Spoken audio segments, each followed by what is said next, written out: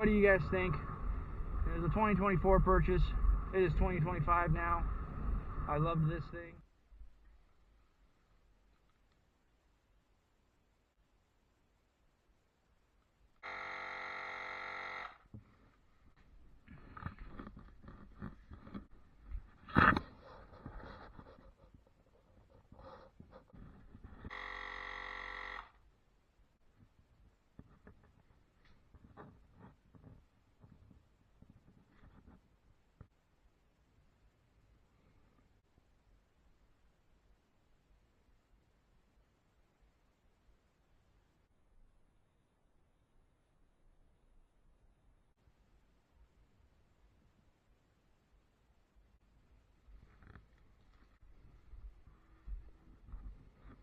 Alright, let's get this bad boy out in the daylight where you can see it.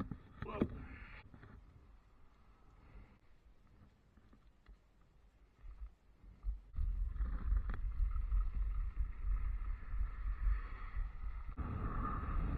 Okay, so I got 2,600 miles on the Apollo City 2024. It's dual motor, 500 watt motor scooter with full suspension, 2 springs in the back, I think with some rubber dampening, 1 nice spring in the front. I have bottomed them out going over potholes, but was able to ride through it. I've liked this scooter a lot. It's been great, but I can't do a huge comparison because I haven't rode a whole lot of scooters. I've ridden 2 different Inokims. One was fairly fast, but this actually has better acceleration than that. It doesn't really take off, you know. I'm lightweight. I probably with my gear on am only coming in at about 160, probably. And so even that, like, I barely can get a tire spin, so it's not a ripping scooter, of course, and I don't think that's at all what it claims to be. It's a commuter for commuting around the city, and I live in an actually fairly rural area, but I work over in the city in different places as a construction worker. I'm a bricklayer, and so I go all over, and this scooter has completely changed my life in that respect because I bought it so I could save money. I take the ferries over, I pay nothing, or if it's a fast boat, it's a smaller boat, I pay $2 to get to Seattle, and then, you know, whatever I paid to charge it, and I can get to work. Though I will drive my truck to the boat. And then I got like a 20-mile pretty much range with my ride style over there, where I can get to all sorts of different job sites. And so it has done exactly as I hoped it would, and 2,600 miles later, it's still doing it. I did get into one really decent wreck. It was not my fault. A Hummer was just sitting in the middle of the road, and I passed this homeowner's driveway. Actually slowed down considerably, so I was probably going about 15 miles an hour, and he decided, not gingerly either, he stepped on the gas and full throttled and turned right into his driveway where I was. I actually slammed into the front right tire and his mirror, but I bounced right off and kind of fell on my ass, and my scooter managed to get kind of flung under his Hummer, got caught up in the fender of his Hummer, and then he dragged my scooter for a couple of feet. It released it because the wheel, the handlebars kind of turned, and I was watching it just sitting there, and then his rear tire ran over my rear tire, and my fender shattered, and it kind of like tweaked the swing arms, and it messed up the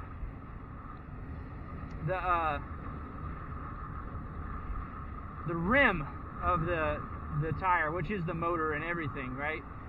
I actually rode it home. I got it duct taped and I rode it home. And I was so sad because it was just wobbling. But luckily I was able to fix that. And also there's a spot in here where it kind of like locks tight in the handlebars where when you're going like straight on, and that was off to the side. So I was able to fix that.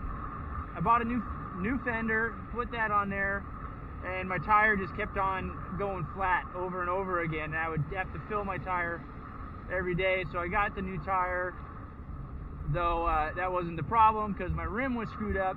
So I finally just forked it up and got the new motor, but I was happily surprised that it was actually pretty affordable, especially because of the Apollo Amps program. I got a kicking deal, got some money off, and spent, I think it was a total of like 80 bucks to get the new motor here. And put that thing on, and I was off and running, and it's been great ever since. And it would have been all that without that accident. So it was really that guy on the Hummer's fault. He didn't have insurance, and I just kind of let the whole thing go. But I got a camera now, and I don't think I'm going to do that again. I think next time, you know, if it's their fault, I'm just going to, it's their fault. They should pay for it. I'm not resentful that I didn't go that way, and I'm not going to go that way, and I'm happy that my scooter was all right, but I thought I had a cracked rib. I did not have a cracked rib. I went to the hospital, and they x-rayed me, and they said that sometimes a bruised rib can hurt more than a cracked rib, and I feel like if you cracked a rib, you probably have a bruised rib also, so I don't really know if that's true or not. But either way, I was fine. Other than that, if you don't know Apollo, they are a great company. Every time I've reached out for them, they've gotten back to me right away. They respond to emails, they respond to chat. I think I talked to a robot briefly, and then they switch over to somebody if they've determined that it's pretty serious. I don't know.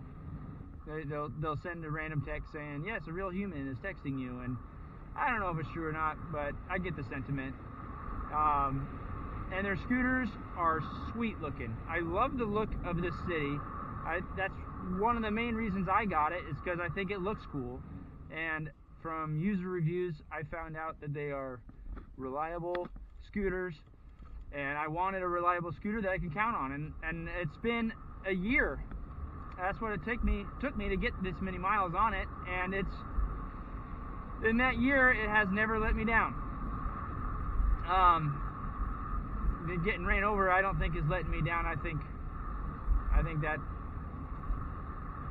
well, regardless of what I think, I'm started this trip at 81% because I didn't give myself enough time to charge. I'm at 54% right now. I've pretty much been full throttling it, and I'm 4 miles into my ride, and I don't know if you can tell on the camera, I've been going down hills, I've been going up hills, and I'm on main roads out here. This is not a trail, this is a road with traffic, and I'm not really sure what this guy's gonna do. He looks like he's just turning, he's gonna let me through. Nice guy. He's gonna be behind me now, and he's not gonna have to ride my ass too hard probably. We'll see if he passes me, if he really is in a hurry or something, but I'm not too worried about it. He's probably just trying to figure out where he's going. Here's some cows. A lot of you scooter riders are probably riding in the cities and you don't get to see.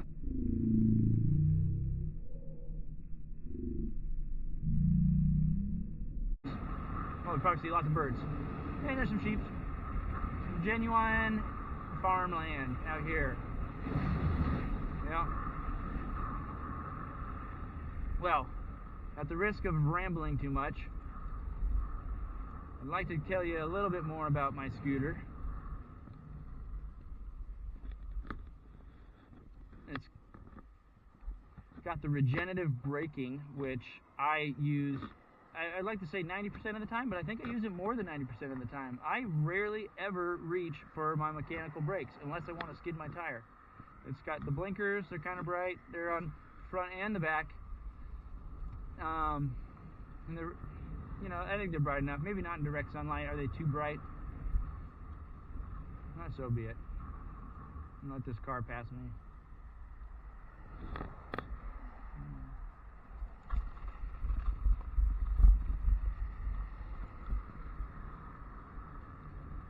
This is definitely not an off-road scooter.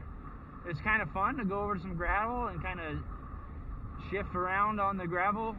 It doesn't really scare me anymore. It seems like confidence is a big thing with if you're going to survive some of the stuff you do. Like I was saying earlier about some of the potholes, like really deep potholes that I could, if I was to walk in, I could pretty much put my scooter inside of them. But going at speed, you just kind of, you get over them, and it goes easy, and you move on with your ride. Though what you will get is an E4 rating, and I hate the E4 ratings. I'll get an E4 rating when I hop a curb, and it's fine, you know, like, yeah, let me know that maybe I was being rough on the scooter, but I think this scooter can handle curb hops, and the E4s are a little bit too sensitive. And I wouldn't even say that. I probably wouldn't even talk about it if all it was an E4 code and you saw it on your thing here. It popped up on my phone or something. Hey, you got an E4, you know, you're being too rough with it. But it puts it in lane mode until you come to a complete stop. And what sucks about that is there's scenarios in Seattle where, or in Port Orchard here, the shoulder disappears on a road that's, you know, 35 mile per hour road.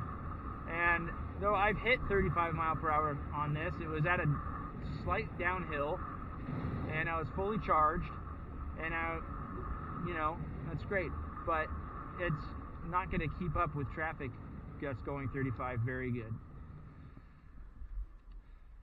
And so when the shoulder disappears and the bike path that you're on, or whatever it is that you're on, turns into a main road, and you hit a bump and you're in lane mode, you're slowing down now.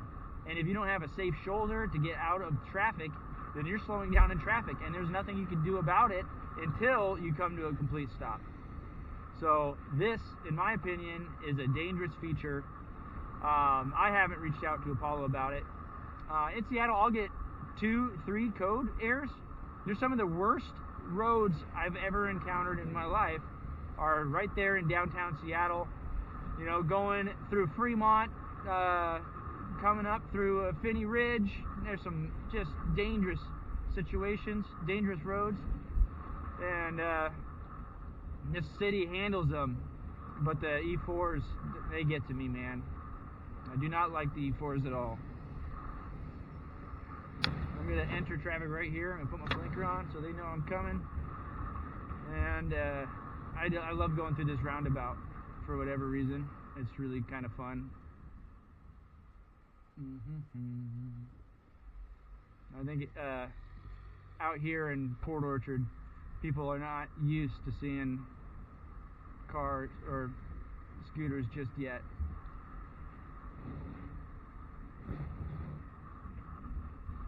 Alright, now we're on the back streets again.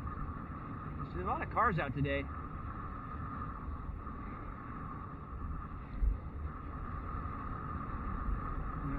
Hill climbs, this thing slows down on them, but gets up them. I haven't had to push it up a hill unless I'm out of battery, which I'm at 27% now. My scooter usually does not drain this fast, but I think the 81 was a false read as it was in the process of charging, and so the juice in there was still warm, and the kilowatts are misrepresented, I think. And so the drain just happened really fast this time around. And I'm going to have trouble today getting up the biggest hill. Well, we'll see how it goes. Of course, every time I get to use that regen, I put a little in, but it's not gonna not going to equal itself out, right? If I go up a big hill and then I go down the same hill and I go back and forth, I'm going to be using way more energy than I'm gaining. More houses. Gotta love houses. People need places to live. Man, there's a lot of people out.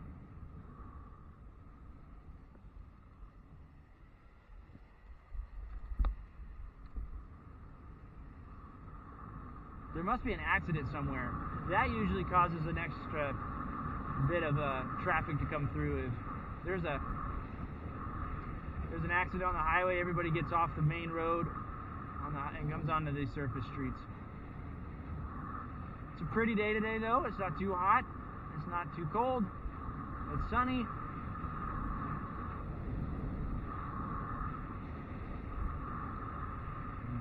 I got my horn here. It is not working right now. I did not realize it wasn't working. I'll have to look into why. Might just be unplugged a little bit. Try that. No, still not working. Maybe it needs to be charged. I've never charged it yet. So, a couple Mustangs. I think one of them was an electric Mustang. It ain't no Tesla. Okay, well, I'm getting pretty close to the end of my review of this thing. I got the Phantom 2.0 Stellar on its way to me as soon as they ship it, as soon as it's ready, pre-ordered. And I'm not going to retire this scooter. I'm still going to ride it. But I'll probably be riding my Phantom a heck of a lot more. So here it is, road closed. Something's going on down here. Yep. Alrighty. That is why.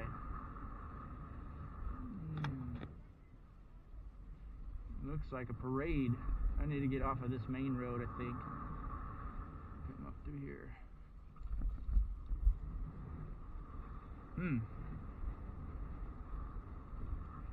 Very pretty poodle.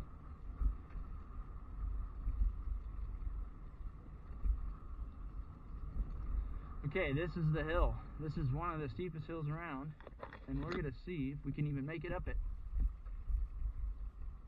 on 27% battery.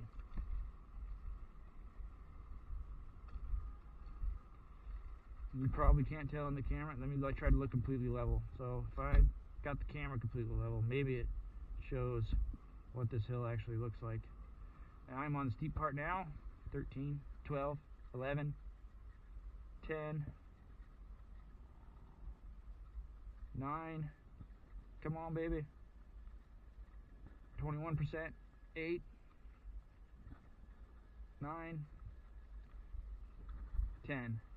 Okay, there you go, 21%. That had to be a 20% grade hill, probably, my guess. It's steep, I don't know. It feels like it's almost 12-12 pitch, so whatever grade that is, I don't know. It surprised me though. I thought I was gonna maybe have to kick a little bit. Alrighty, well, I don't know, what do you guys think? It was a 2024 purchase. It is 2025 now. I love this thing.